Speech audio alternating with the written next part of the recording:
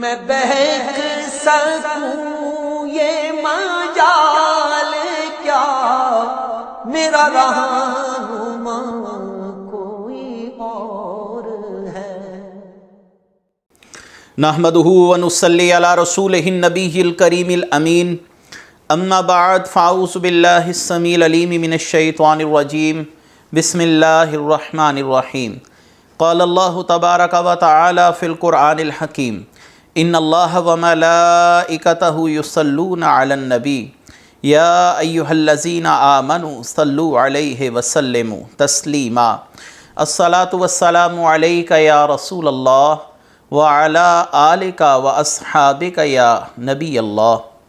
اللہ تعالیٰ کی حمد و ثنا، سرور کونین جان عالم، وجہ تخلیق کائنات حضرت محمد مصطفیٰ صلی اللہ علیہ وسلم اور آپ کے جمیع آل و اصحاب کی بارگاہ ناز میں درود و سلام کے نذرانوں کے بعد، سامعین ذی قدر اور میرے دینی اور یقینی دوستو، بزرگ اور بھائیوں، بحمدہ تعالیٰ قرآن کریم کی تفسیر کے حوالے سے آج اگلے درس کے ساتھ پھر حاضر خدمت ہیں، اور آج انشاءاللہ العزیز آپ سورہ یوسف کا 11واں رکوع وہ سماعت فرمائیں گے، اور اس کے ساتھ ساتھ یہ 13ویں پارے کا 5واں رکوع ہوگا اور سورہ یوسف کا یہ 11واں رکوع ہوگا، اور آیت مبارکہ کا نمبر شمار ہے 94۔ اللہ تعالیٰ قرآن کریم فرقان حمید میں ارشاد فرماتے ہیں، وَلَمَّا فَصَلَتِ الْعِيرُ قَالَ أَبُوهُمْ إِنِّي لَأَجِدُ رِيحَ يُوسُفَ لَوْلَا أَن تُفَنِّدُونِ قَالُوا تَاللَّهِ إِنَّكَ لَفِي ضَلَالِكَ الْقَدِيمِ۔ جب قافلہ وہاں سے جدا ہوا تو ان کے باپ نے فرمایا، بے شک میں یوسف کی خوشبو پا رہا ہوں، اگر تم مجھے کچھ کم سمجھ نہ کہو۔ اور حاضرین نے کہا کہ اللہ کی قسم آپ اپنی اسی پرانی محبت میں گم ہیں۔ سیدنا یوسف علیہ السلام کے حوالے سے آپ نے اس واقعے کو تفصیلی طور پر ہمارے پچھلے دروس میں سماعت فرمایا، اور آج اس درس کا جو اگلا حصہ ہے حضرت یوسف علیہ السلام کے واقعے کا، اس میں آپ سماعت فرمانے جا رہے ہیں کہ حضرت یوسف علیہ السلام نے اپنے بدن اقدس سے مس ہوئی قمیص، اور روایات کے مطابق یہ وہی قمیص تھی جو حضرت یعقوب علیہ السلام نے حضرت یوسف علیہ السلام کو پہنائی تھی، یا ان کے گلے میں بطور تعویذ ڈالی گئی تھی۔ یہ حضرت ابراہیم علیہ السلام کی قمیص تھی۔ اس کے متعلق مورخین اپنی اپنی آراء رکھتے ہیں۔ بہرحال اس میں اختلاف نہیں کہ حضرت یوسف علیہ السلام کی قمیص تھی، اور حضرت یوسف علیہ السلام نے اپنی قمیص اپنے بھائیوں کے سپرد کی، جا کر والد محترم سیدنا یعقوب علیہ السلام کے چہرہ اقدس پر ڈال دی جائے تو انشاءاللہ ان کی بینائی جو ہے وہ لوٹ آئے گی۔ اس حوالے سے ہم نے تبرکات کی حیثیت کے حوالے سے ہم نے بہت مختصر سا کلام بھی کیا ہے اپنے گزشتہ درس کے اندر۔ بہرحال جب یہ وہاں سے سلسلہ چلتا ہے، اور یہ فاصلہ جو کنعان اور مصر کے درمیان میں ہے، اس کو بولا جاتا ہے 80 فرسنگ کا یہ فاصلہ ہے، اور دور حاضر کے لحاظ سے اگر اس کو میلوں میں ناپا جائے تو یہ 240 میل کا فاصلہ بنتا ہے۔ اب 240 میل دور سے جب حضرت یوسف علیہ السلام کی قمیص لے کر ان کے بھائی اور دیگر جو قافلے کے افراد ہیں وہ چلتے ہیں، اور حضرت یوسف علیہ السلام کی حیات کے حوالے سے خوشخبری سنانے کے لیے آ رہے ہیں، حضرت یوسف کی قمیص ان کے پاس ہے بطور ثبوت، تو حضرت یعقوب جو کنعان میں ہیں اس جگہ سے کم و بیش 240 میل کے فاصلے پر ہیں، تو آپ فرماتے ہیں انی لاجد ریح یوسف، مجھے یوسف کی خوشبو آ رہی ہے۔ یہاں سے ایک بات اور بھی سمجھ لیجئے کہ انبیاء علیہم السلام کے جو حواس خمسہ ہیں، یہ دیگر عوام اور دیگر افراد کے حوالے سے ان میں اگر تقابل کیا جائے تو انبیاء علیہم السلام کو امتیازی ایک حیثیت حاصل ہے۔ چونٹیوں کی گفتگو کو حضرت سلیمان علیہ السلام نے بڑی دور سے سن لیا تھا کہ چونٹیاں کیا گفتگو کر رہی ہیں۔ نبی کریم صلی اللہ علیہ وآلہ وسلم جو ہیں وہ آسمان کے فرشتوں کی وجہ سے آسمان پر جب وہ سجدوں میں گئے ہیں تو آسمان سے چرچراہٹ کی آواز آئی ہے، تو نبی کریم صلی اللہ علیہ وسلم نے وہ بھی سن لی ہے۔ بلکہ آپ صلی اللہ علیہ وسلم کے حوالے سے یہ بھی خصائص کبریٰ میں امام جلال الدین سیوطی نے لکھا کہ آپ اپنی والدہ اقدسہ کے بطن مبارک میں تھے تو آپ لوح محفوظ پر چلنے والی تحریروں کو بھی سن لیا کرتے تھے۔ اور علامہ آلوسی کی بات یہاں پر بڑی قابل ذکر بھی ہے، قابل غور بھی ہے۔ آپ نے فرمایا کہ انبیاء علیہم السلام کو اللہ تعالیٰ نے ایک ایسی روحانی قوت عطا فرمائی ہوتی ہے کہ جبریل اللہ کے احکام لے کر ابھی سدرہ سے جدا نہیں ہوتے، انبیاء علیہم السلام کو زمین پر اس بات کا علم ہو جاتا ہے کہ جبریل ان کی طرف تشریف لا رہے ہیں۔ تو بہرحال قرآن کی آیت نے بتایا کہ انبیاء علیہم السلام عام لوگوں جیسے نہیں ہوتے۔ آپ نے فرمایا انی لاجد ریح یوسف، مجھے یوسف کی خوشبو آ رہی ہے، لولا ان تفندون، اگر تم مجھے کم سمجھ نہ کہو، کیونکہ یہ آپ کی گفتگو اپنے پوتوں کے ساتھ ہے۔ اس وقت وہاں پر کوئی بیٹا تو موجود نہیں جو یہ جانتے تھے کہ یوسف زندہ ہیں اور ہم نے ان کو بیچ دیا، تو پوتوں کے ہاں تو یہ بات رائج تھی یا مشہور تھی کہ حضرت یوسف علیہ السلام فوت ہو گئے ہیں، لہٰذا انہوں نے کہا آپ یہ کیسی باتیں کر رہے ہیں، یوسف تو فوت ہو چکے ہیں۔ تو اب آپ اسی بات کا ازالہ فرما رہے ہیں کہ اگر تم مجھے سٹا ہوا نہ کہو، مجھے پاگل نہ کہو یا مجھے کم سمجھ نہ سمجھو، تو مجھے یوسف کی خوشبو آ رہی ہے۔ قالوا تاللہ انک لفی ضلالک القدیم۔ تو آپ کی جو اولاد ہے آگے پوتوں کی صورت میں وہ کہنے لگے ہم دیکھتے ہیں کہ آپ یوسف علیہ السلام کی محبت میں ویسے ہی گم ہیں جیسے پہلے تھے، یعنی یوسف علیہ السلام کی محبت میں آپ کی یہ حالت ہو گئی ہے کہ آپ یہ سمجھتے ہیں کہ یوسف آج بھی زندہ ہیں، حالانکہ یہ بات حقیقت کے خلاف ہے، کیونکہ ان تک تو یہی بات پہنچی تھی کہ یوسف علیہ السلام دنیا سے پردہ فرما چکے، جا چکے، لیکن حضرت یعقوب علیہ السلام کیونکہ نبی ہیں اور نبی کے حواس خمسہ دیگر افراد کی نسبت بہت امتیازی حیثیت رکھتے ہیں، تو لہٰذا آپ اپنے مشاہدے، اپنے علم کی بنا پر یہ بات فرما رہے تھے۔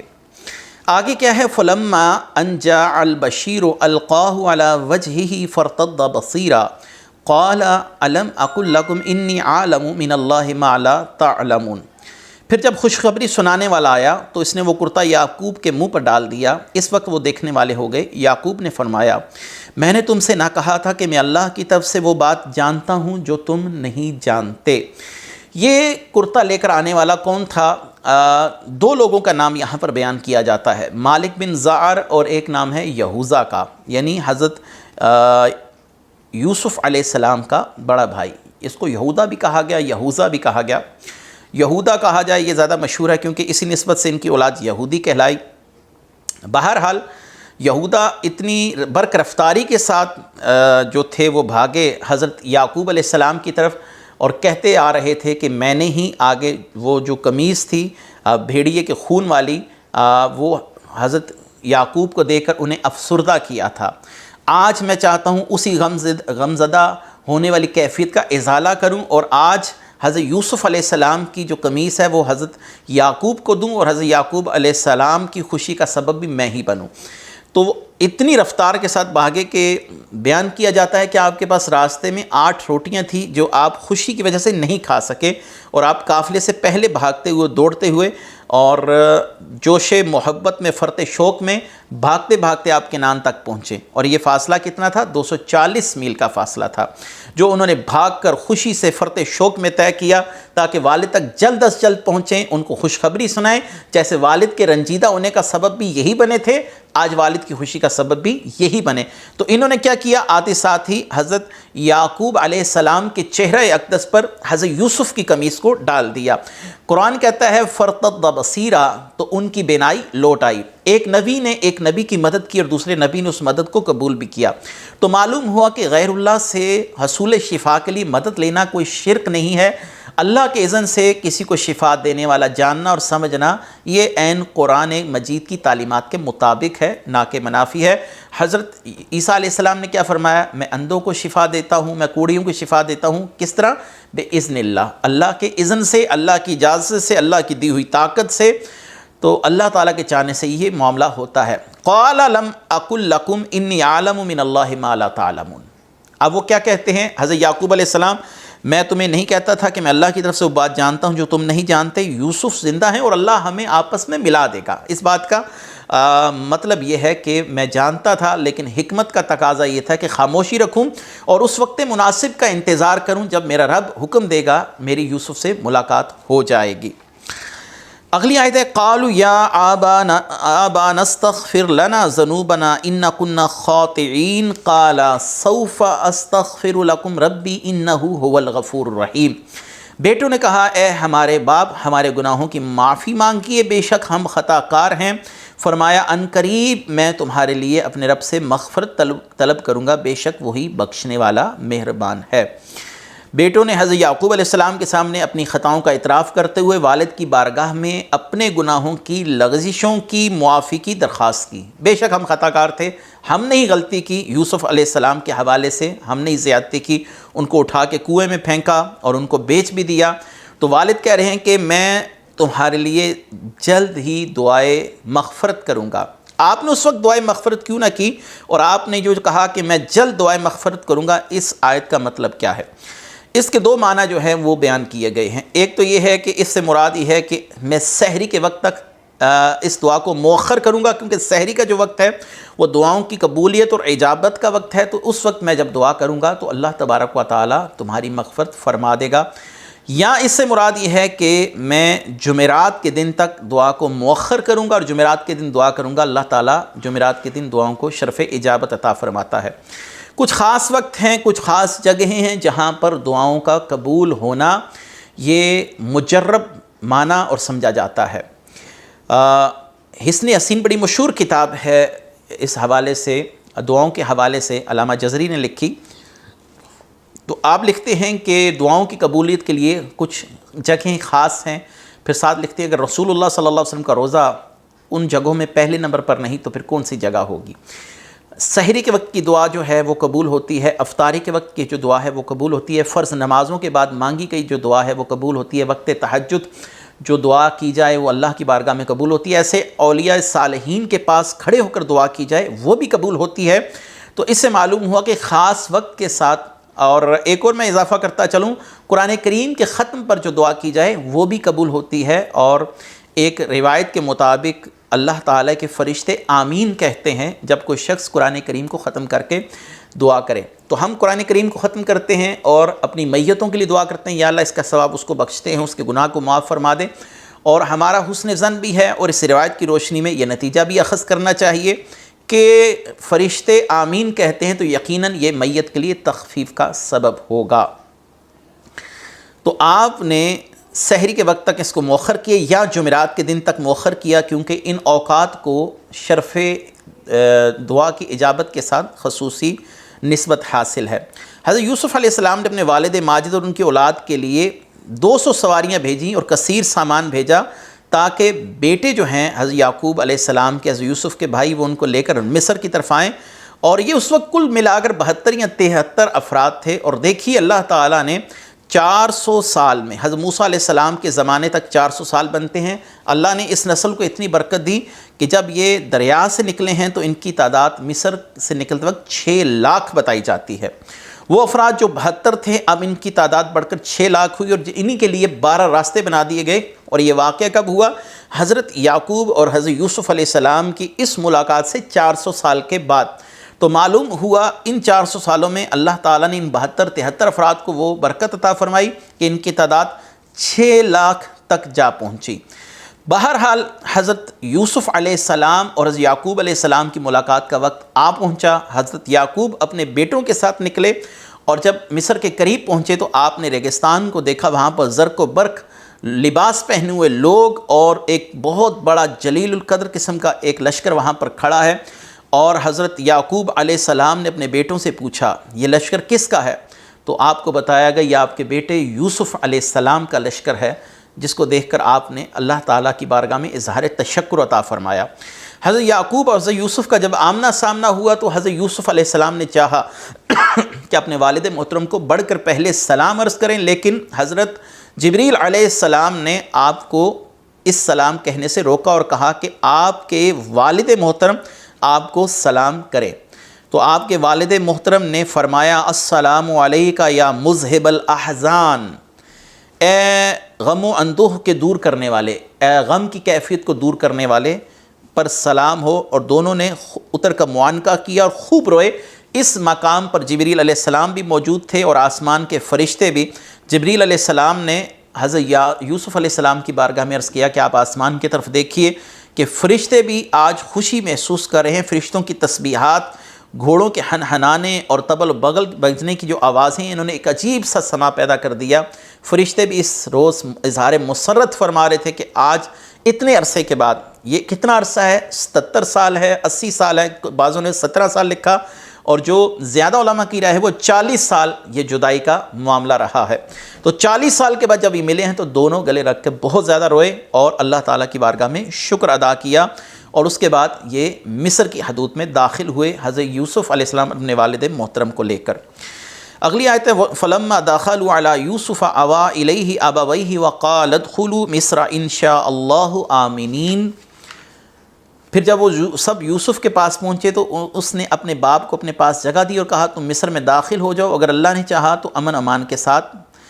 آوَىٰ إِلَيْهِ أَبَوَيْهِ، اس نے اپنے ماں باپ کو اپنے پاس جگہ دی۔ یوسف علیہ السلام کی والدہ تو چونکہ وصال پا چکی تھی بنیامین کے ولادت کے ساتھ ہی، تو یہ ان کی خالہ تھیں، تو یہاں پر جو خالہ ہیں ان کے لیے بھی ماں کا لفظ استعمال ہوا، کیونکہ چچا باپ کے قائم مقام ہوتا ہے اور جو خالہ ہے وہ ماں کے قائم مقام ہوتی ہے، تو اس لیے یہاں پر آوَىٰ إِلَيْهِ أَبَوَيْهِ استعمال ہوا، یعنی انہوں نے اپنے والدین کو اپنے پاس جگہ دی۔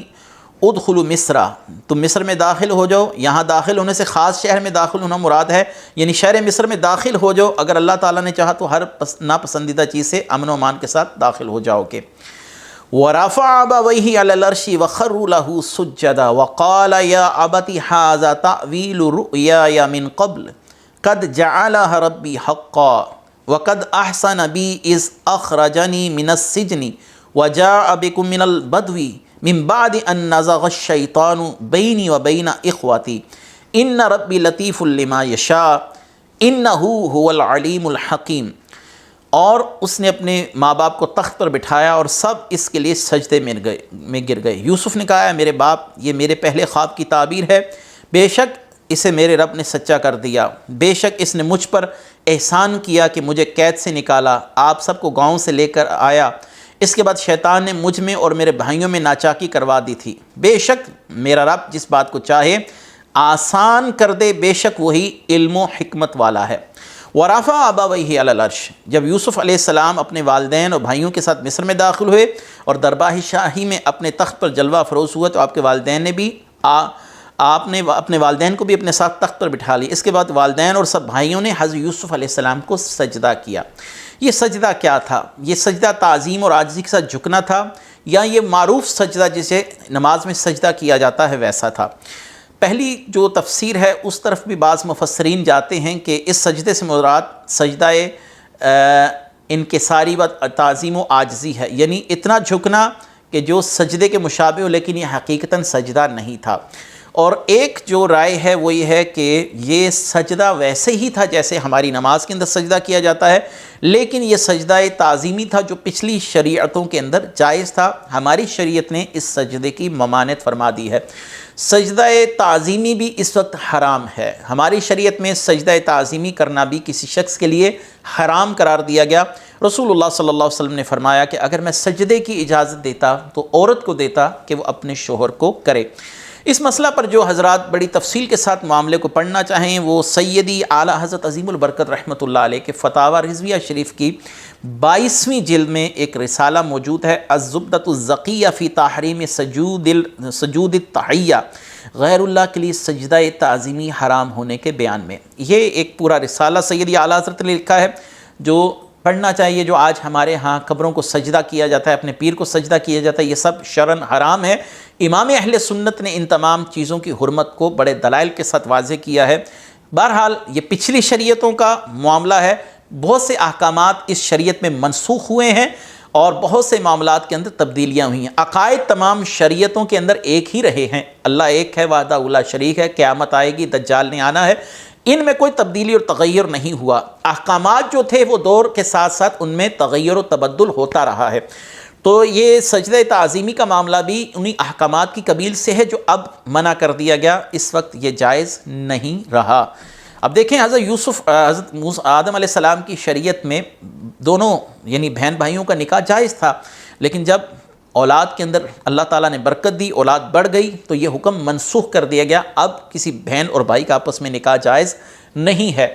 تو یہ ایک مثال سے آپ کو میں نے سمجھا دیا۔ اب آتے ہیں آگے کی طرف۔ اللہ تبارک و تعالیٰ نے حضرت یوسف علیہ السلام کا یہ قول نقل کیا کہ اللہ کا احسان ہے جس نے مجھے قید سے نکالا، یعنی آپ کی بے گناہی کو ظاہر کیا اور آپ سب کو گاؤں سے لے کر آیا، کیونکہ کنعان جو تھی یہ ایک ایسی سرزمین تھی جہاں پر بھیڑ بکریاں چرتے تھے اور ایک گاؤں اور دیہی علاقہ تھا، اس طرف آپ نے اشارہ کیا اور فرمایا کہ ان نزغ الشیطان بینی و بین اخواتی، شیطان نے میرے بھائیوں کے دل میں حسد ڈال دیا تھا، جس کے بعد انہوں نے اٹھا کر مجھے کنویں میں پھینک دیا اور اس کے بعد مجھے فروخت کر دیا، لیکن میرے رب نے جو چاہا وہی ہو کر رہا، اللہ تعالیٰ نے مجھے عزتوں کے تاج پہنائے۔ حضرت یعقوب علیہ السلام کا اس کے بعد وصال ہوا، آپ نے 23 سال یا 24 سال حضرت یوسف علیہ السلام کی میت میں مصر میں گزارے، اور آپ کی وصیت تھی کہ مجھے میرے جد اعلیٰ جناب سیدنا اسحاق علیہ السلام کے ساتھ شام میں دفن کیا جائے، تو حضرت یوسف نے آپ کی وصیت کو پورا فرمایا اور آپ کی قبر کو حضرت اسحاق علیہ السلام کے پاس ہی بنایا گیا، آپ کو شام میں دفن کر دیا گیا۔ حضرت یوسف علیہ السلام کیا فرماتے؟ رب قد آتیتنی من الملک وعلمتنی من تعویل الاحادیث فاطر السماوات والارض انت ولی فی الدنیا والآخرہ توفنی مسلما والحقنی بالصالحین۔ اے میرے رب، بے شک تو نے مجھے ایک سلطنت دی، مجھے خوابوں کی تعبیر نکالنا سکھا دیا، اے آسمانوں اور زمین کے بنانے والے، تو دنیا اور آخرت میں میرا مددگار ہے، مجھے اسلام کی حالت میں موت عطا فرما اور مجھے اپنے قرب کے لائق بندوں میں شامل فرما۔ یوسف علیہ السلام اپنے والد ماجد کے بعد 23 سال تک زندہ رہے۔ اس کے بعد آپ کا وصال ہوا، یہ آپ نے کیا دعا فرمائی؟ یا اللہ تیرا شکر ہے کہ تو نے مجھے سلطنت عطا فرمائی، پہلے میں بڑا تفصیل کے ساتھ اس پر کلام کر چکا ہوں، اور خوابوں کی تعبیر وغیرہ کا معاملہ مجھے سکھا دیا، آسمان اور زمین کے بنانے والے تو میرے کام بنانے والا ہے، دنیا اور آخرت میں مجھے مسلمان اٹھانا۔ دیکھیں انبیاء علیہ السلام تو مسلمان ہوتے ہی ہیں اور اللہ تعالیٰ ان پر اسی حال میں ہی موت لاتے ہیں، لیکن یہ جو دعا ہے یہ اصل میں امت کی تعلیم کے لیے کہ حسن خاتمہ کی دعا مانگتے رہیں، توفنی مسلما والحقنی بالصالحین، اور مجھے مرنے کے بعد صالحین کے ساتھ رکھنا۔ تو معلوم ہوا کہ زندوں کو تو صالحین کی صحبت فائدہ دیتی ہے، مرنے کے بعد بھی اچھوں کی صحبت جو ہے وہ فائدہ دیتی ہے۔ تو حضرت یوسف علیہ السلام کے وصال کے بعد آپ کو دریائے نیل کے وسط میں دفن کیا گیا، اور اس سے جو پانی مصر میں آتا تھا اس سے اللہ تعالیٰ نے اتنی برکت پیدا فرمائی کہ ہر طرف ہریالی ہی ہریالی ہو گئی۔ اور 400 سال گزرنے کے بعد حضرت موسیٰ علیہ السلام کے دور میں ایک بڑا دلچسپ واقعہ ہے، وہ ہم کسی موقع پر بیان کریں گے۔ 400 سال کے بعد اس تابوت کو نکالا گیا اور ان کے آبائے کرام کے پاس ملک شام میں دفن کیا گیا۔ اس سارے واقعے کا ذکر ایک حدیث مبارکہ میں موجود ہے جس کو امام ابو یعلا نے مسند ابو یعلا میں روایت کیا۔ ذالک من انباء الغیب نوحیہ الیک وما کنت لدیہم اذ اجمعوا امرہم وہم یمکرون۔ یہ کچھ غیب کی خبریں ہیں جو ہم آپ کی طرف وحی کرتے ہیں اور تم ان کے پاس نہ تھے جب انہوں نے پختہ ارادہ کر لیا اور وہ سازش کر رہے تھے۔ اس آیت کا معنی یہ ہے کہ یوسف علیہ السلام کے جو واقعات ہم نے اے محبوب آپ سے بیان کیے یہ سب غیب کی خبریں ہیں۔ غیب کی خبر کس کو کہا جاتا ہے؟ ہمارے ہاں ایک تعریف کی جاتی ہے جو کسی کے علم میں نہ ہو بات وہ غیب ہے، یہ ٹھیک نہیں ہے۔ حضرت یوسف علیہ السلام کا واقعہ یہود و نصارہ کے علم میں تھا، اس کے باوجود اللہ نے فرمایا ذالک من انباء الغیب نوحیہ الیک، یہ غیب کی خبریں ہیں۔ غیب اس علم کو کہا جاتا ہے جو حواس خمسہ سے انسان تک نہ پہنچے اور اس کا بنیادی طور پر سورس جو ہے وہ وحی ہو۔ اللہ نے چونکہ یہ سارا واقعہ بذریعہ وحی اپنے محبوب کو بتایا ہے تو اس لیے اس پر غیب کا اطلاق کیا گیا۔ اب یہ واقعہ یہود و نصارہ بڑا تفصیل کے ساتھ جانتے تھے، اس کے باوجود اللہ فرما رہے ہیں غیب آپ کو بتایا گیا، یہ غیب کی خبریں، یعنی یہ سارا واقعہ آپ نے کسی سے سنا نہیں ہے، آپ کو رب کریم کی طرف سے اس واقعے پر مطلع کیا گیا ہے اور آپ ان کے پاس موجود نہیں تھے، یعنی آپ نے یہ واقعہ نہیں دیکھا، آپ کو جو بتایا گیا وہ وحی کے ذریعے بتایا گیا۔ اب آپ کا ان لوگوں کو بتانا یہ ایک غیبی معجزہ ہے، ان کو چاہیے کہ آپ کی رسالت اور نبوت کو تسلیم کر لیں، لیکن ضد کا کوئی علاج نہیں ہے۔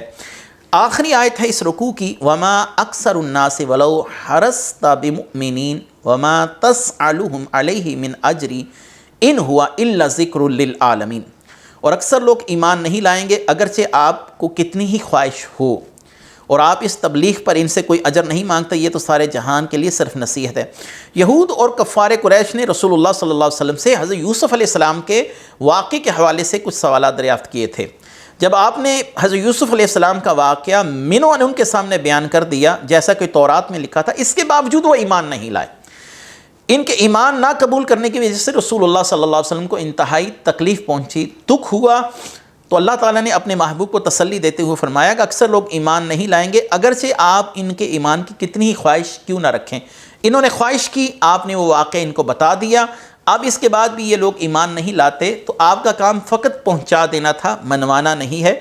آپ اب اپنے اس فرض سے بری الذمہ ہو گئے، آپ نے پہنچا دیا۔ انہوں نے نہیں مانا تو ان کا اپنا مسئلہ ہے، اللہ تعالیٰ ان کا معاملہ خود دیکھ لے گا۔ آپ کو کیوں اذیت ہوتی ہے؟ آپ تو رحمت للعالمین ہیں، آپ تو نہیں چاہتے کہ اللہ کی مخلوق میں سے کسی کو بھی کوئی تکلیف پہنچے۔ ہاں، اگر کوئی اللہ تعالیٰ کی حدود کو خود ہی پامال کرے تو یہ اس شخص کی اپنی خطا ہے، اپنی غلطی ہے۔ تو اللہ نے فرمایا وَمَا تَسْأَلُهُمْ عَلَيْهِ مِنْ أَجْرِ، آپ اس تبلیغ پر ان سے کوئی اجر بھی نہیں مانگتے، مگر سارے جہان کو نصیحت۔ یہ تو آپ سارے جہان کے لیے نصیحت کے طالب ہیں، لیکن نصیحت تو اللہ تعالیٰ کی اذن سے ہی کسی کو نصیب ہو سکتی ہے۔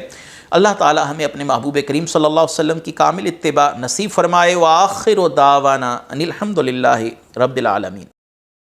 میں بہک سکوں یہ مجال کیا، میرا رہنما